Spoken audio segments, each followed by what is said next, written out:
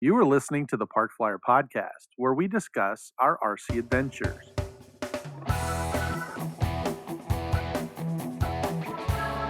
Welcome to the Park Flyer Podcast, where we discuss the ups and downs of the new RC Flyer.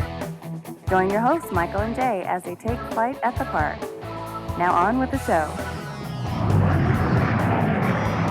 Hey, everybody. Welcome to the Park Flyer Podcast. I'm Michael from Arizona, and with me always, my good friend Shannon G and Mesa AZ. And welcome once again to the podcast. We appreciate your patronage. We always love to hear from our listeners. So if you can, give us a like, a subscribe, and give us a thumbs up. Helps us grow our channel, and we get bigger every day. And also, join our Facebook listeners group. It's over on Facebook with the Park Flyer Podcast listeners group, and you can join that and drop us a line. Let us know how we're doing. But welcome. We appreciate it. If you're new to the podcast, we welcome you. Always love to have new listeners and new participants. So we do appreciate you and your support. I think I got a few new ones off of doing rideshare the last couple weeks too. Very so nice. There you go. That's cool. And one guy was that is very cool. Hobby and said he was going to join in and listen. So. Well, excellent. Give a shout out to all those that are joining us. I am freshly back from Kentucky Derby. Got my hat on. And his legs are tired. I ran. Those horses and me ran.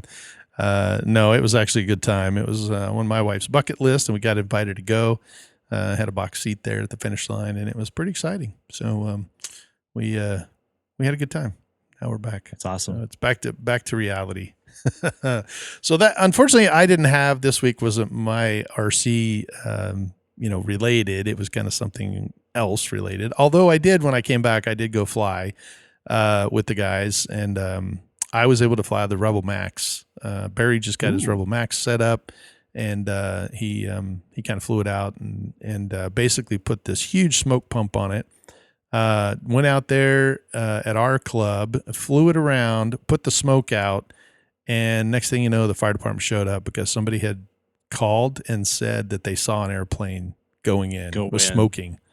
And so, of course, they show up. And, if you haven't ever seen a Rebel Max, it's a big, huge airplane. I mean, it's very, very large.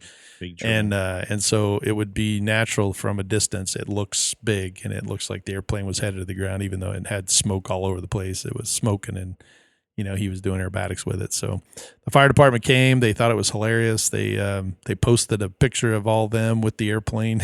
Hey, we found it. It was funny. And he went on one of the evidently that photo wound up on one of the 911 pages or something, where they show things that happen. And so the firefighters are all in. There's like 5 firefighters that are all surrounded this airplane with Barry holding his radio. But it's a great flying airplane. I was really shocked I'm not a really huge sports jet fan. They look okay. My little Sparrow took me a while to finally get kind of in love with it. At first I was kind of like, I like the paint job. It looks like a Thunderbird, but until I actually started flying it and realized, how much fun it really was up until it wasn't, It was a great time. Now the Rebel Max is a massive airplane, and the two things I can tell you is that it slows way down. Ooh, I was flying it, and I made a couple of corners where it just was like barely hanging on. No weird tendencies, nothing. It goes vertical. And had enough power to get, when you got to the top, if you punched it up a little bit, it would still go up. It carves really great lines, and doesn't roll quite as fast as some of the airplanes, but it was quick enough that, it didn't pose a problem. It wasn't real lethargic going around, but it is a comp ARF, so it has that, historic whistle because of the fiberglass, and so when it rolls, it does that little woo, whistle kind of thing. And that was kind of fun, especially when you're going vertical, you can hear it going. So, but I can see now why they can fly really low, really slow, do a lot of stuff close to the ground. Now, it's not my airplane. I didn't do any of that stuff, but I flew it at a fairly decent height, and it was easy to see, easy to control, flew great. a couple of dairy turns, figure eights, the whole thing. It was fun. I had a good time. Nice. So That's awesome. yeah, it was good airplane. Now, having said all that was the turbine version, but this last weekend you were able to have the EDF version, right? It's the E-Jets here in Arizona, and yeah, you were starting to send me pictures. So how'd that go? Yeah, so E-Jet Days at AZMA was a huge success. We had about 23 pilots, which is more. We get more and more every year. This is a smaller event, but and it's a Friday, Saturday. But Friday we had 17 pilots already, and then we got a few more on Saturday. The weather was good. It wasn't perfect. It was a little warm in the afternoon. So even though like on the flyer it said, "Oh, we're going to fly till 5," most of us were done about 2:30 heading out. It was a little warm. And then then the wind really picked up on Saturday, so we kind of we knocked off about the same time, maybe a little earlier. It was getting a little rough. But overall it was a great event. We had a lot of fun. We ordered pizza on Friday. So all the participants got pizza, and it's just fun when you can just go out. We were doing gaggles, flying a couple of this plane, couple of that plane. I took out the Sukhoi, flew it a couple times. I got my F4, my Freewing F4. I got that back in one piece. Oh, nice. I'd had some nose gear and right. landing gear and elevator problems, and I think I got it all fixed. The only thing I did is the wires for the lights on the nose gear. When I went to like fasten down so like they wouldn't just be hanging, I fastened them too low on the strut, so it pulled them. I gotta go back and resolder them all. But it's minor. I mean, it's nothing. It wasn't like it caused a crash or anything. It was like, oh dang, I gotta. And it's a real small wire. I gotta put my little magnifying thing on and get down there real tight. It's tiny. So, but we had a few crashes here and there. It was you hope that doesn't happen, but it did. Sure. And there were no fires. Thank goodness. No, the fire department didn't come out. Thank goodness. That was a good thing. Yeah, it's good news.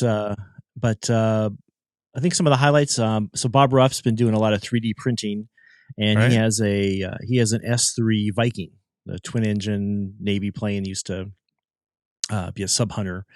They call it the Hoover. And he 3D printed one of those. It's kind of heavy for an EDF, but it flew beautifully, and it was just good to see that thing out there a couple times. I'm trying to think what else. Our good buddy Wyatt and his dad Scott, they brought out, I can't even tell you how many airplanes they brought out. Every EDF imaginable. I think they have, and it was just funny because Scott's carrying them out there like they had 2 carloads full of planes. It was crazy. Oh wow! But you gotta love that for the hobby. The enthusiasm is amazing. For them. So it was a lot of good.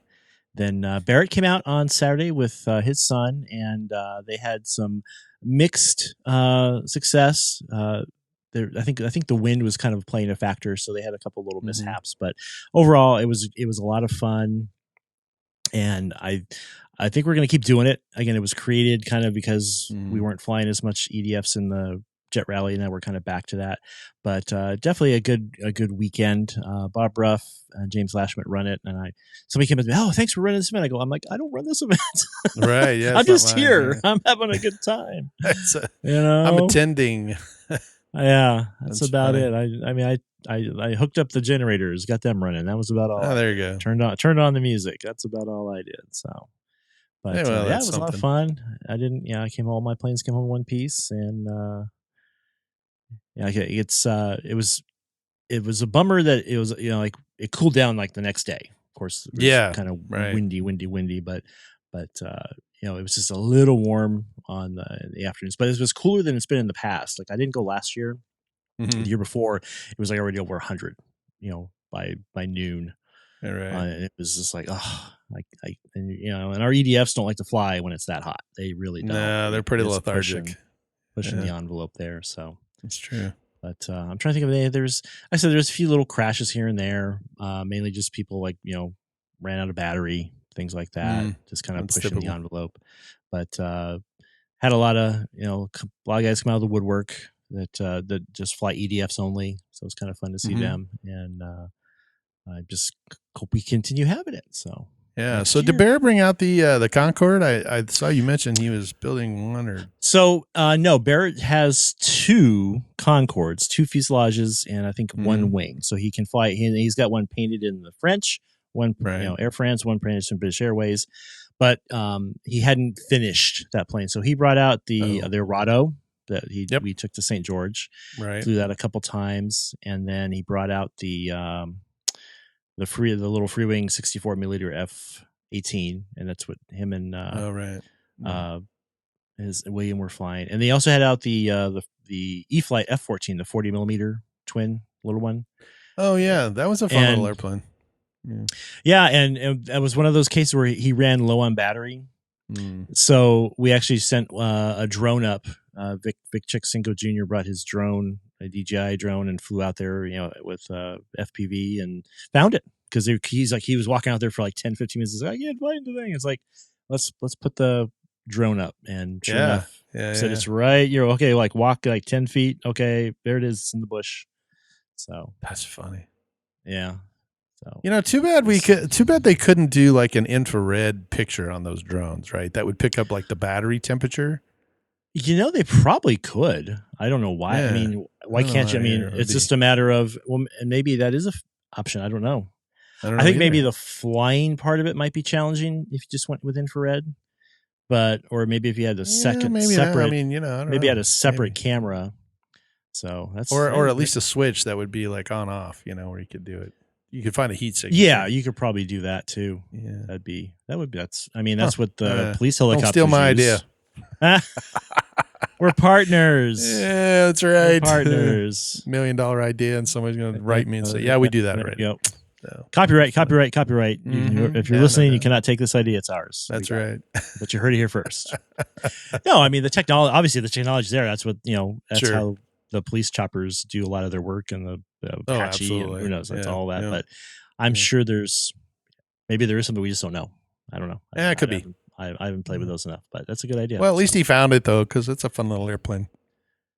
Yeah, so you got it back. That's the one that Mike has. I need to send it to him, but we've flown that one around quite a bit. So he wants it. It's only back good down for in Dallas. So it's only good for so many minutes, like 2.5. Yes, yeah, it's a 4-cell 2200 milliamps. So if you're flying it really hard, it does have a tendency to not last as long, but it does have a pretty good curve on it. It's not like it's like my L39 Freewing L39 has a bigger motor in it, and when you fly that thing at 3.5 minutes, you better get it on the ground because the very next go around is going to be like pooh, shuts down. Yeah, you have no power because the battery's down to 30% or less.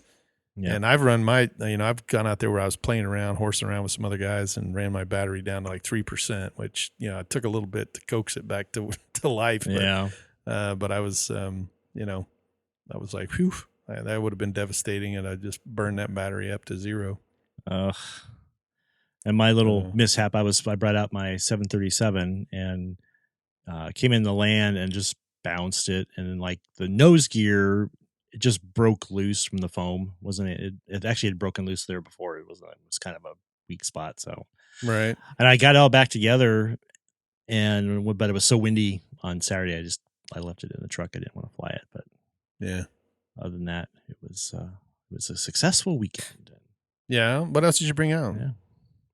It was the Freewing F4, the 737, and the Sukhoi Su-30. Oh, the Sukhoi. Yeah, I flew that the most. You can fly that in the wing with the twin tails. It's pretty big. Yeah. I mean, wind doesn't really affect that one as much. Yeah. And I had so my wheels were like bowing out, and what it was is the actual axle bent. Oh, so the strut was fine, but the axle, like just from repeated, carrier landings, sure, it bent up. So I got it on there and whack. And, okay, that's about straight. So I put it back on there and it looks good. I got a brand new set of landing gear for the whole thing. So one of these days, there you go. But you have to replace it. You can. Yeah, that's pretty neat. Yeah, well, very cool. Was there any odd ball type airplanes, something that you hadn't seen before? Or? Let's see. I think everything out there was pretty much. I mean, there was a couple of the new A10 from Freewing. Mm-hmm. There was 2 of those.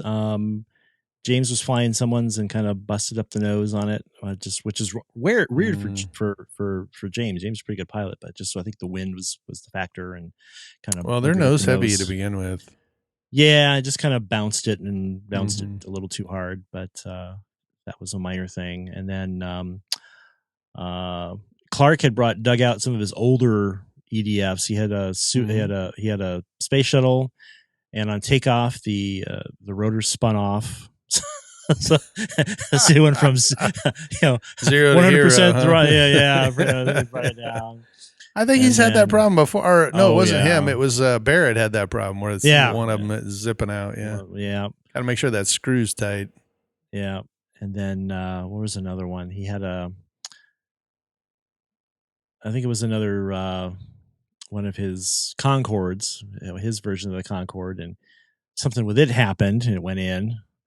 And then he had the little, actually it was my old airplane, that old Exceed MiG-15, little 70 millimeter MiG-15. Mm-hmm. And he's still flying the thing. And he actually flies it with a 72 megahertz radio. So he's out there with the fishing pole. Yeah. A fishing pole radio. That's funny. And with the flag on the top. Yeah. And he flies that. He flew it into the fence, like one of our catch fences, and it went underneath of it. Oh wow! Okay, well, that's how it's supposed to do. It's supposed to stop. Yeah, so much for stopping the fence. Yeah, so but we're getting all new fence here in just about a week and a half. That's nice. Field, so can't wait. You'll have to take some photos on and we can post them. Definitely, very, very cool. Definitely. So E-Jets was a success, and now we're on to in a few weeks. I think we mentioned it on the last show, but I talked to some of my friends, and we're going to go to Big Jolt. Big Jolt is electric fun fly over in Prado Air Park, part of the Pomona Valley Model Airplane Club. They've been around a long time. Great field, been there many times. Love it. It's real close to Chino Airport, so we plan on making a visit to either the Chino Air Museum or Yanks. We haven't decided which one yet, or both. There you go. We're feeling frisky, but it's June 6th and 7th, and it's kind of an open flying on Friday. Saturday is more of a fun fly where they got different events going on.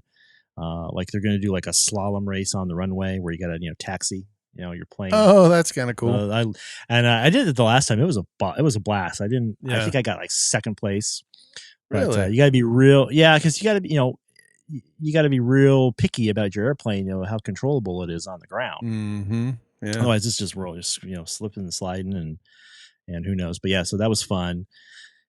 And so they're doing that again. But yeah, it's just it's a great field, great bunch of guys. I'm sure some of the guys from Hero come over as well. They usually do. But I'm pretty sure a good friend Harry will be there. Hopefully, I got to talk to Harry, see if he's going. Oh yeah, he does. To reach out to him again. Yeah, and then. But me and my friend Craig and Matt, me and Matt went last time. The last time we went, it was this event's been around a long time, but it took a hiatus. And then when it came back, it was an EDF only for the first iteration. It was called Big Jolt 2. And me and Matt went, and it was literally an all electric weekend because we took his Tesla.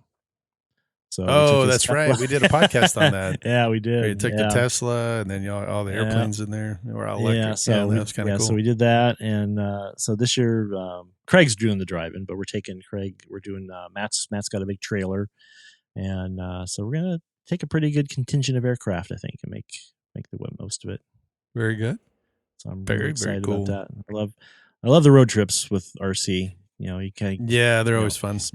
Meet new people, see people you met before, and hopefully you come back with all your planes in one piece. Or new planes in my case. Or new planes. I always go someplace and then I come back with a new one. I'm just like, what the heck? I don't need this. Yeah, because they have a good raffle usually, and then people just buying and selling, that kind of stuff. Which I don't know if it's on purpose or not, but usually I'll take a plane. And I'm like, if I don't come home with this one, I won't be too upset. So I'll hang a little sale sign on it, and it's like, cover the trip. What the heck? There you go. That's have to decide what that plane is this time. I haven't been too lucky with I've taken airplanes to different events and put for sale signs on them, and I never get lucky enough where somebody else wants it. And I don't know if it's just because, my unique, some of the airplanes I have, they don't make anymore and people just don't want to jump into that. Or maybe my sales technique is not as great as, because it's not like I'm asking the farm for them. Some guys, every time I go out there, I look at an airplane and I go, no way that I'm paying, 6 figures for this airplane. Yeah. But there are guys that do. There are guys that just have to have it, so they'll do it. I just haven't met the guys that want my stuff. So, but and I try to keep most of my stuff in fairly good condition. Some stuff has been more frequently used than others, and because I have repair abilities, I don't necessarily put it back to spec, but it's good enough to go fly and have some more good times. Right. So, or it's like you bought something else, and it's like, oh, I'm running out of room. I gotta make room for this, so this one's gonna go, and then what happens 3 months later after you sell that plane? Seller's remorse. Yes. Oh, I wish I hadn't sold that airplane. Right. Well, and my wife mentioned that the other day because she walked through the garage. She was like, "Oh my gosh, how many of these planes do you need?" Because I got Scott's stuff in there now, mine, and got some other new stuff. And she's like, "Why don't you cull some of these out? You don't fly them anymore." And I said, "Well, some of the this whole wall right here of airplanes, this is for when people come in, right? I like a lot of the airplanes that I have have been gifts." I think I mentioned that before. And so those are the airplanes that I fly when those people come in that gave it to me, and then we go out and we fly it. I let them fly it. I fly it. It's kind of a good time, but I just don't fly them all the time. And, now it's like I've got new airplanes that people have gifted and for one reason or another. And so when they come to town, I like to fly those. And I've run into a problem now where my OV10 is not working. I just haven't had a chance to kind of dig into it and see what the story is with that. But I think it may have to do with a receiver issue. Some of my demons are not working correctly, and it kind of bothers me. Weren't those ones you bought like a bunch of them from somebody? Yeah, I did. And that's unfortunately, most of the time you don't really think about a metal case going bad, but if it was involved in a wreck or if it came from a 3D or whatever, you just never know. And I don't really know how old they are. And I bought a bunch in a lot, so some of them are good, some of them may not be. But this one here seems to be kind of weird. Now, I will tell you that I did pick up the new Spectrum snaps, so I have one of those sitting on there that I'm going to probably transfer to an airplane. But and I know that that Rebel Max that I just flew has the snaps in it. Yeah. So that's the first time I've flown on a snaps, and it seems to be okay. And my T-28 Trojan, that the one that you like, what you have, that one still has the original AS3X in it. Yeah.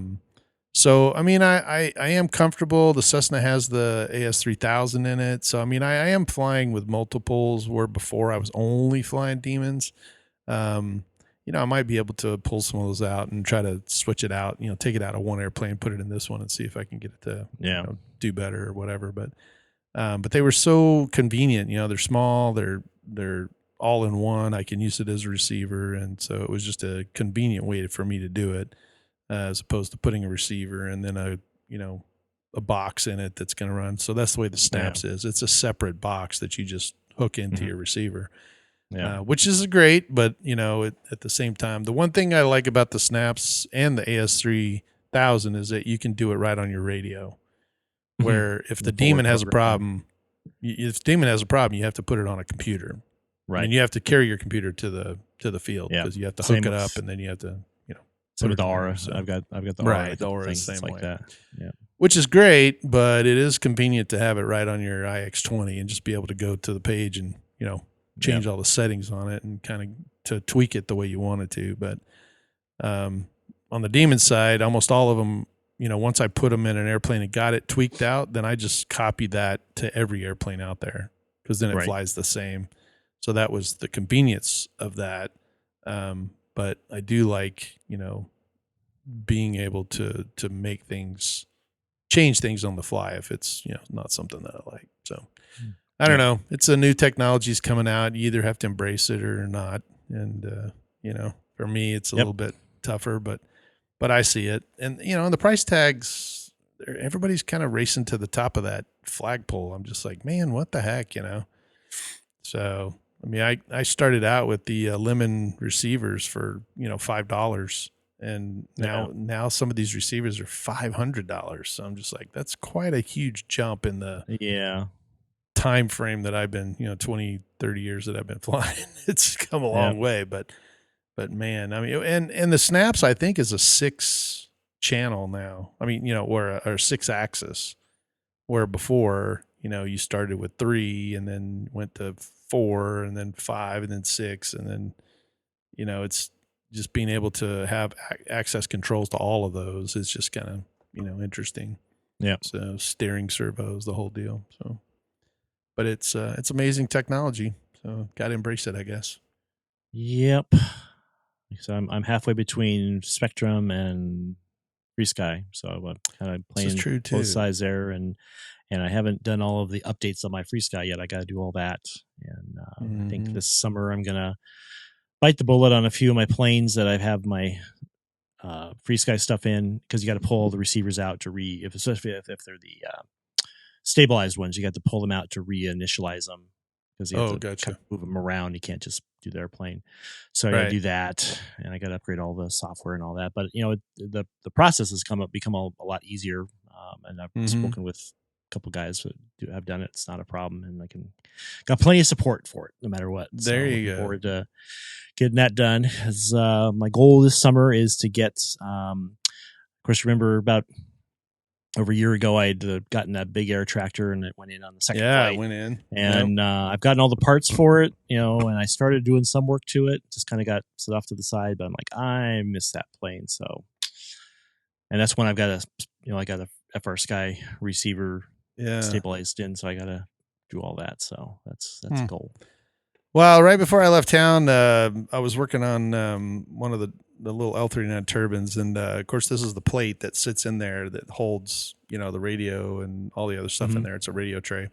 And Scott wanted to put the snaps in there. And the problem is that the snaps, this plate's too small, for that. It doesn't have enough room on it. It's really built for some smaller stuff. And so I told him, I said, well, if you give it to me, I'll see if I can get out there and, do something with it. And so I basically brought it home to the shop and traced it out, got it on a bigger piece of wood. And then while I was sitting in my shop watching some videos, wound up making a couple of them. So there's 3 of them there. And so I cut out the 3, and now they're longer. And so they'll actually fit the if I do it this way, you can kind of see it, but now they have this extra extension on it. Gotcha. It's not a lot, but it's just enough that the UAT sits here, and then all the cables come up through this little phase. I haven't cut these little parts out yet, but anyway, I was messing around with it, and I don't know what I was thinking, but next thing you know, I was looking for a laser. It's so much easier because I did all these on my bandsaw. Yeah, I thought you were going to say you 3D printed it, so. No, I thought about 3D printing it as well. I could do that. The wood is a little bit better because it's, I don't really trust the 3D printed stuff with the screws. You'd have to put a bolt through it. And when you put a bolt through it, you've got a part that sticks out, and just what I need is for something to hit the battery and poke the battery and go bad. So the screws can actually go down. They're smaller. They'll stick in there, and then you can put CA around it. So we'll have to take a look at that. But no, I started looking. I was just like, oh, man, these little holes are a little tougher to make with my Dremel. I can do it, but having a laser where I could just lay it in there and cut it out would have been so much easier. So I was just like, and then I think Jay or somebody sent me something that said, hey, man, look, you should get one of these, because they saw it.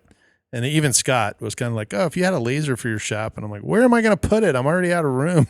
I got 2 3D printers, and now I need a laser. I'm losing my tables. So anyway, but it was fun. And now I've got everything I think is in for that airplane, so I can kind of put it all back together and get it all ready to go. So we'll hopefully have him working towards that. And I think Chris Coors, one of the guys out at my field, just got his turbine waiver yesterday. That's kind of why we were at the field, is that we went out there to help him and had a CD available. And so he flew for me and flew for Barry, and then the CD signed him off. So it was good. It was fun. Nice. Awesome. So, it's always fun to see guys progressing. And he's come a long way in a really short time. So it was one of those where he jumped into it, learned how to fly a little, 3D airplane, and then jumped into the jets and hasn't looked back. So he's had a really good time, and now he just bought a RoboMax. So we'll see. Oh wow, we'll see. So. Well, we're excited to hear about the Big Jolt that's coming up in a couple of weeks. And this, believe it or not, this episode comes out one day before my birthday. So happy birthday to me. And, happy birthday, Mike. Yeah, thanks. It's actually tomorrow. I'm sure. As this, I think this comes out on the 13th. My birthday's on the 14th. So gotcha. But so yeah, we'll see what happens. I got a doctor's appointment, so we'll see what the doc says, whether you're gonna make it another year or not. Yeah. Hopefully we will, though. But you look okay. I don't. All right, that's good news. I'm tired, but I look all right. Yeah. I was up late last night, so. Well, having said all that, once again, feel free to like and subscribe, and give us a thumbs up if you could, and let us know how we're doing. I'm Michael from here in Arizona, and I'm Shannon G in Mesa, AZ, and we will see you in 2 weeks. Let's fly. You have been listening to the Park Flyer Podcast. Thank you for joining us, and we look forward to your next visit. Please give our show a star rating and review, and feel free to email us your questions, topics, or suggestions to parkflyerpodcast@gmail.com.